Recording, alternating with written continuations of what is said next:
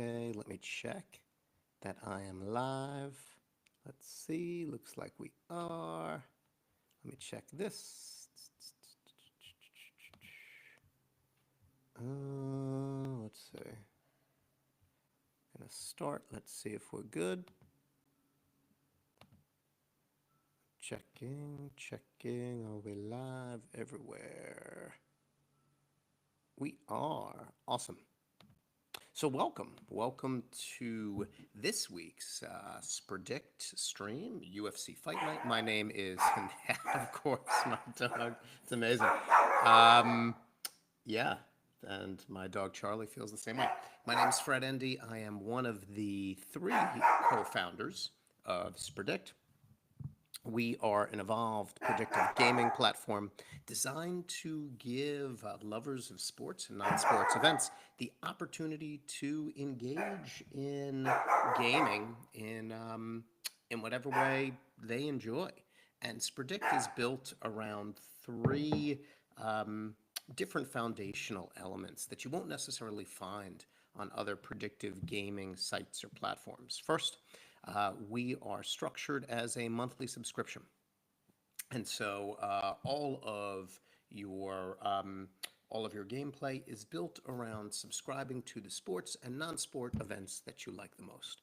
And so whether that's UFC or F1 or international football or American football, you'll be able to subscribe to play all of our games in a given category during a monthly time period. No other funds, um, payments are needed. You simply pay to play for the period of time that you're interested in. And there's always a free to play version of Spredict and our ecosystem structure as well. And so that monthly subscription gives you access to win prizes on our leaderboard, which we'll take a look at shortly. The other piece that sets us apart is our games are designed to be truly innovative and structured around some key components of game theory that you don't necessarily see across the board, right? And so, as opposed to just a simple pick A or pick B structure, we build in elements into our games so that you can think more strategically and, more importantly, have more fun as you make your picks. And I'll introduce you to one of those strategic elements shortly. And then the third piece that sets us apart is we design prediction pools, game structures to meet your needs, right? And so it can be a fully customized, bespoke structure for you and for whatever you want to do with your communities, your family, your friends, etc. So, with that in mind, we're going to take a look and dive into our DApp. I will be making my picks. You can go and visit us right here, dapp.spredict.io. I'll be making my picks across the four pools that we've set up. I then will follow that with a $10 parlay, tying those bets together.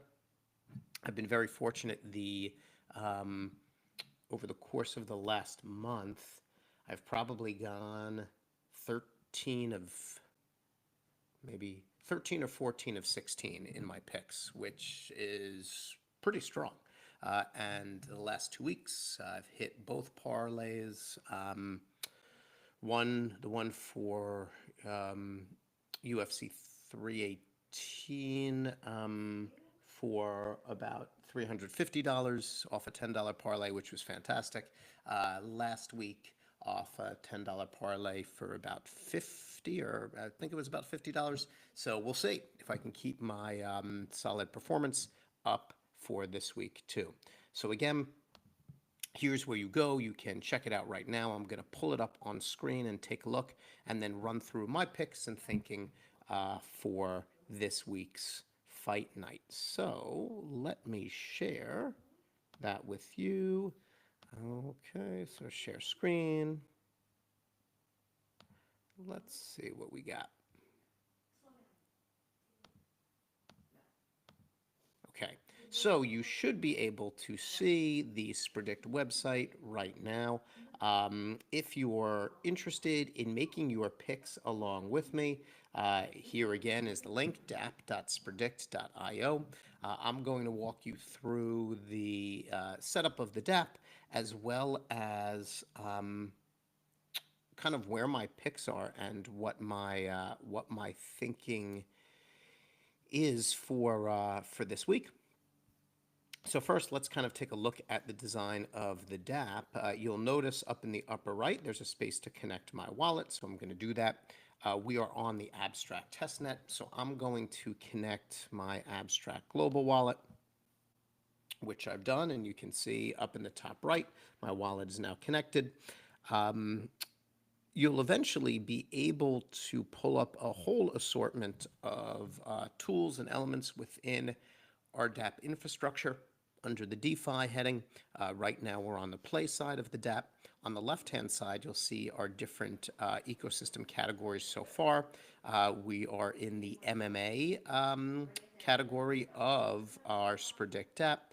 We'll be playing the face-off game. We're in process for building a second game called Tap Out, which will have you selecting finishing style for different pools.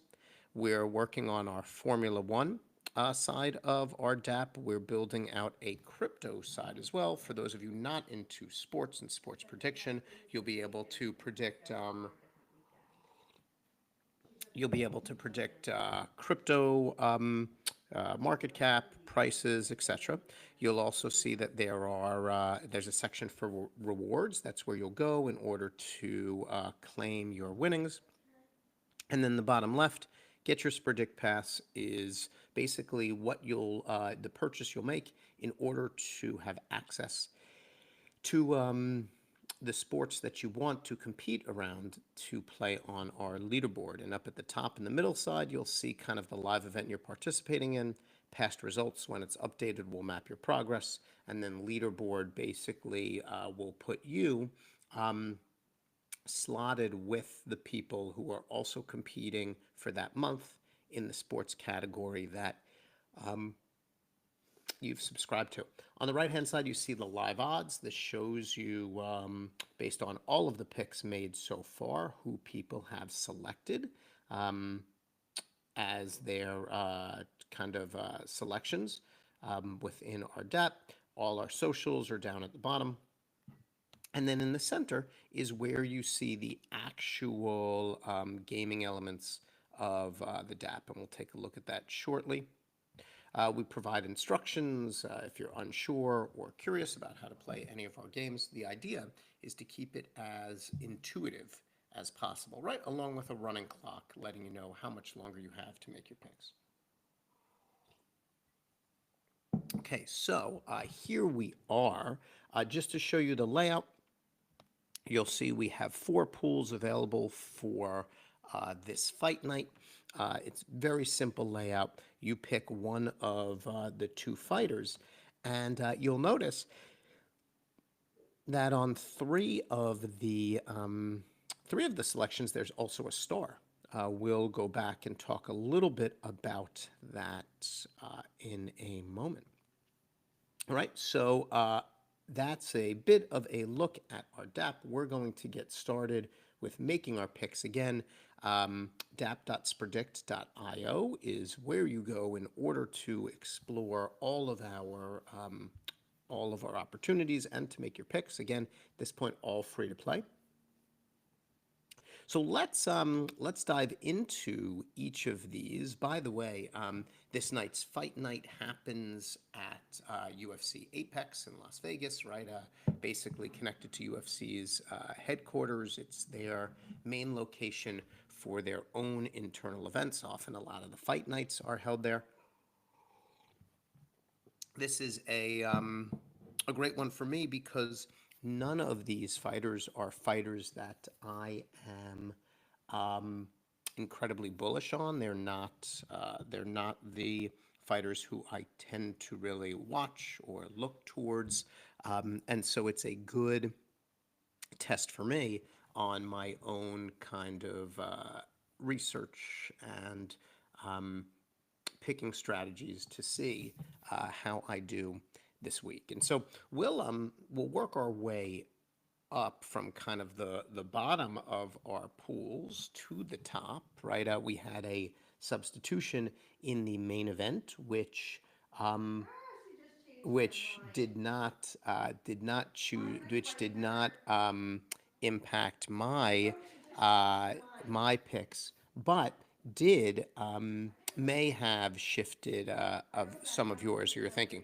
So as a quick look and a start, we're going to be looking at the women's bantamweight fight. That's Carol Rosa of Brazil, 18-7-0, and Nora Cornol from France, right, who's 9-2. Now, it's I always love when UFC has a women's event that's also part of the main card. I think it's really important that we continue to showcase the fantastic women fighters who are in the program. So great to see here. Both of these fighters have a lot to gain from this fight as they think of their positioning within the division. Both are ranked, but not in the more mobile part of the top 10, right? And so whoever wins this fight will really be positioning themselves for some additional movement up the divisional ranking chart, potentially heading towards being considered for championship contention, right? So a couple things to note. Rose is 5 years younger. So Carol's 5 years younger than Nora, 30 to 35. Rose is also a couple inches shorter and 2 pounds lighter. Nora Cornell does have the size benefit there, which can make a difference. Rosa is favored, last I checked, around 180. Um, she's a favorite, but not sizably so. She does have a stronger ground game accuracy value, is able to convert on her takedowns better than Nora is. Um, there is a lot of value to data like that. It is interesting, though, when paired with her performance, if when you look at how she has fought over the last few years, she has never been able to gain ground in building a consecutive series of wins. Since 2021, she's traded wins and losses consistently. Her last fight earlier this year ended in a loss by decision to Perez. If she were to keep with the trading wins and losses kind of like schedule, that would set her up for a win here. I am less certain that that is going to happen, just given who she's facing. Nora Cornell can fight. Unlike Rosa, who has only won or lost by decision since 2019, she's had no submissions, no knockouts for 6 years in all of her fights. Uh, Nora, right, our French fighter, has won in every possible way. Most recently by submission against Haley Cowan in April. Fantastic fight, fantastic ending. Really a solid turn of events, putting Nora in the position to close out that fight. Um, I I tend to believe that fighters who can string together wins in a variety of ways are always best positioned to win in any given fight. Um, Nora's won 4 of her last 5, uh, and is really adept with punches and kicks. A good strategic thinker. Um, She's 35, but that has not prevented other late career fighters from having a great run. I also like that in this case, I see the stronger fighter in terms of what she brings to the mat as the underdog. So this is like a great underdog pit for me, just because Not only do I see this as an open fight that can go either way, I really do see Nora as the better fighter of the two. So even though Rosa has a strong ground game, she can win fights. Her inability to close a fight by anything other than decision and her inability to string wins together has me concerned about picking her to win this fight. So my pick is going with Nora Cornell, and I'm going to lock in my pick. When you make your selection, you'll see that you simply click on the fighter who you like, right? And that will turn them purple to kind of like showcase your pick. One of the things that I also want to mention, which you don't see here, but you will when I lock in my picks, is on some of our pools, you'll see a little star. If you remember earlier, I was talking about added in game elements to build in more strategy. This is one of the designs we've created called our favorite feature. In short, as players make their picks, a star appears next to the fighter who the picks are showing as the favorite, right? It's not the favorite by Vegas lines, though sometimes that happens. It's the favorite based on the picks made via our deck. And so if you make that pick and that pick is correct, right? If you choose the favorite and the favorite ends up winning, then you earn 1 point on our leaderboard. However, let's say I picked Brenner in the lightweight fight. If Brenner won and I picked Brenner, then I would earn 2 points on the leaderboard. So there is an added benefit to making an underdog or contrarian play pick using our DAP. So there's some strategy as to whether you want to go with the chalk, right? Go with what everybody else is picking, or whether you want to take a risk on the underdog. And so it's a really nice addition. It showcases how our goal is to give you the way to play the way you want, while also making it more enjoyable for you to make your predictions. So why don't we move on and take a look at our lightweight fight, and that is between Elvis Brenner of Brazil, who's 16-5, and Estevan Ribovics of Argentina, who's 14-2. Ribovics is favored fairly heavily here at 255. One of the reasons may simply be there's a significant discrepancy in the ground game between these two guys. Their physical characteristics are really very similar. Weight, height, age, reach are all negligible in terms of differences, in my opinion. But Ribovics is much stronger on the takedown accuracy and his ground game. And that, all things considered, that can make a big difference.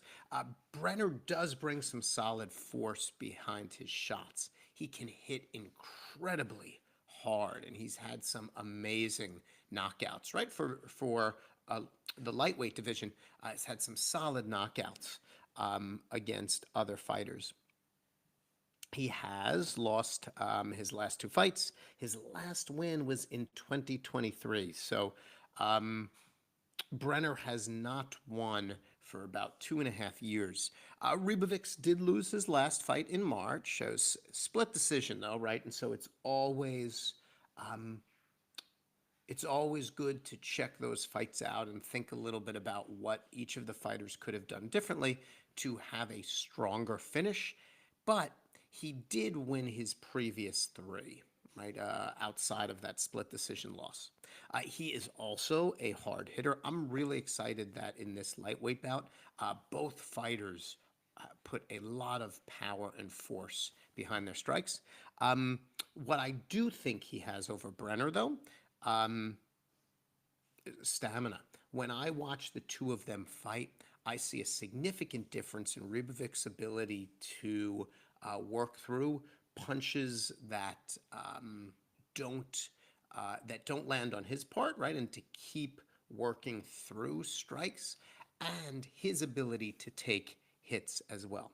I also believe that Ribovics is has stronger um, has a stronger foot game. I mean, uh, movement for both is fine, but Ribovics is more likely to employ a well placed kick. You know that diversity of striking in a UFC match is really important, both for the fighter and to throw their opponent off guard. For this one, I do feel really good about Ribovics taking the win. I think were I to also bet on the finishing style, I'd be comfortable taking Ribovics for a win by knockout. I think that these two are going to be solid and hard hitters throughout the fight. So let me lock in my picks, and again, I'm putting the link to our DAP up if you want to. If you want to get your picks in there, right? So right now, just if you're kind of taking a look, I've got the underdog in the women's bantamweight, and I'm going with the favorite for our lightweight pool, or I'll say our second lightweight pool. All right, so now we go to another lightweight bout, um, and this one pits Mateusz Rebecki, who's 20-2 out of Poland, against Chris Duncan, who's 13-2 from Scotland. Duncan is 3 inches taller, so he's 5'10". Rebecki is 5'7", 5 inches on reach. So Duncan has 71-inch reach to 66-inch. That's a sizable difference for guys who are under 6 feet, right? I mean, if you think about it, Duncan Duncan Duncan has significantly stronger physical characteristics that would serve him well in this fight. Now, Rebecki is 5 pounds heavier, 160, right, to 155, and Rebecki is also stronger on the ground game. So one of the things that this fight will come down to is whether Rebecki is successful in taking Duncan down. Rebecki's favored at 200, so that's a solid favorite. And he's also won 4 of his last 5 fights since entering UFC in 2023. He is newer to the program, but it's clear that this guy knows how to fight. He's won by decision, knockout, and submission. A clearly versatile fighter, and I would say, at this point, he has a really solid career ahead of him, already going 20-2. Right, a win against Duncan continues to showcase that he is a fighter to be looking towards in the lightweight division. So, excuse me. What's interesting about this fight is that Duncan is in a really solid position as well. He has won 4 of his last 5 fights as well, entered the program not too much earlier than Rebecki, and he also is incredibly versatile. Duncan has fought more recently. He was in the octagon in March, Rebecki last in 2024. Duncan has really shown his submission strengths and skills. Um, I, so this is probably the most interesting of the 4 fights for me, and the one where I feel least certain to make my pick. I love Rebecki. He's a great fighter. I love his record so far. I mean, 22 is fantastic. Um, and I do like Eastern European fighters generally. Um, Duncan, though, has been really, really awesome to watch. He is a fun fighter to see perform. I think he's got an incredibly solid repertoire of moves and skills. And in this case, both fighters bring a lot of similar potential. what is pushing me to go with Duncan in this fight and to go with the underdog is that I UFC is a different beast than other programs.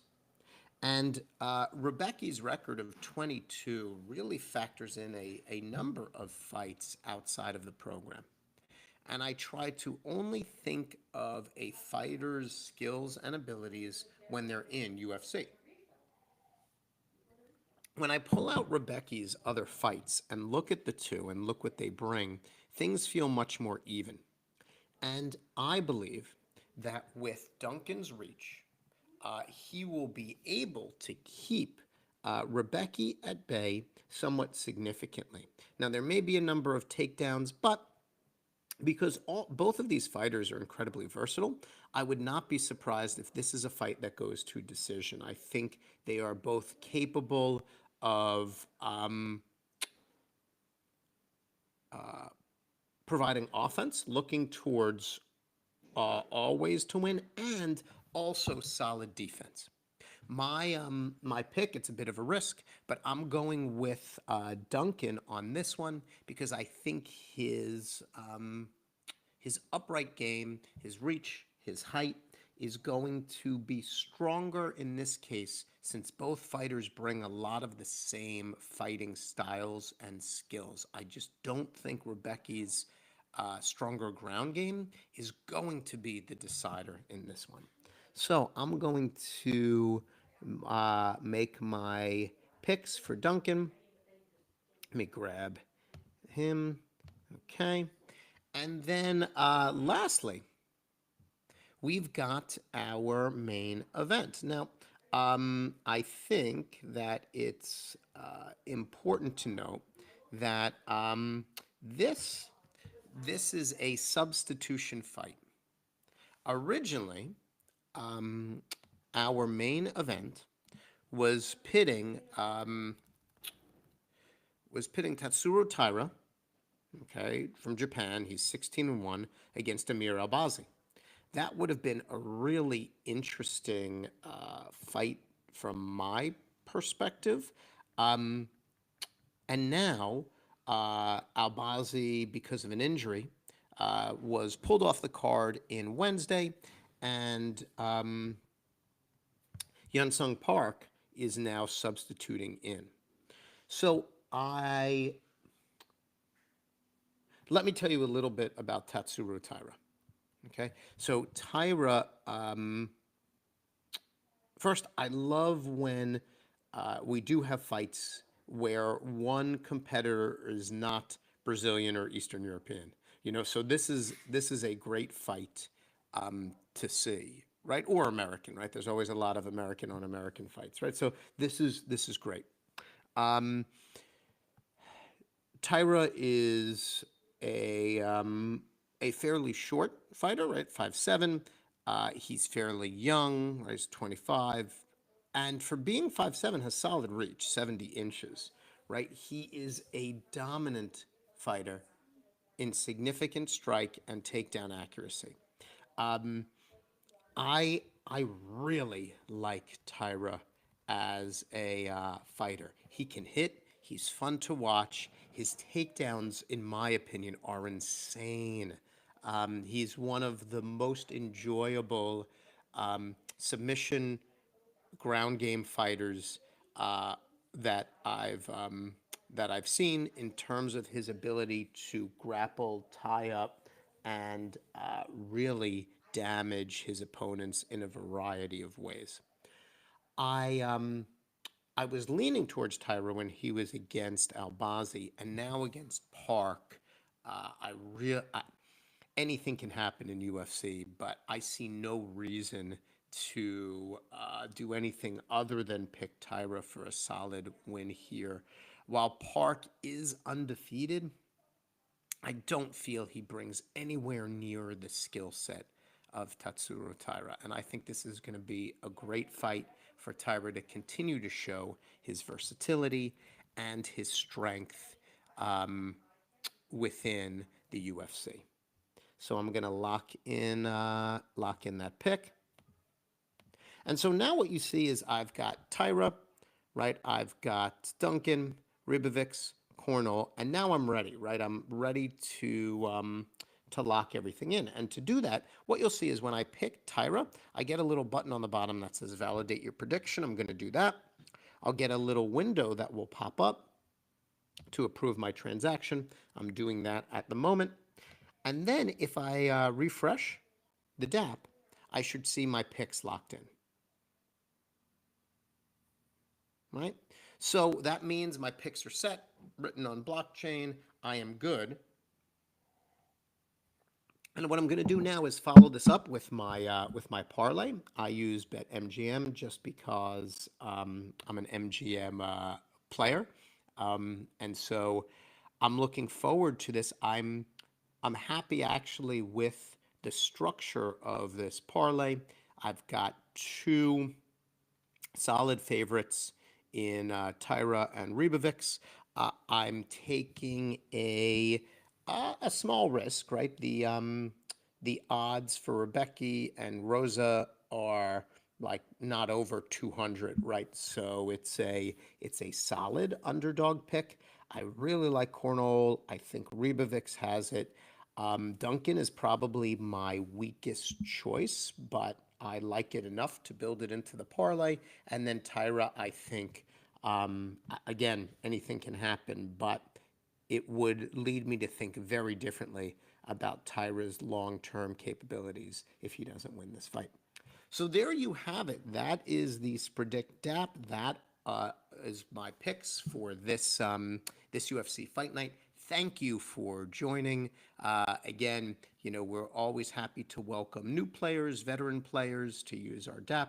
Hope that you enjoy tonight's fight night. Hope you make a little bit of money, and looking forward to seeing you soon.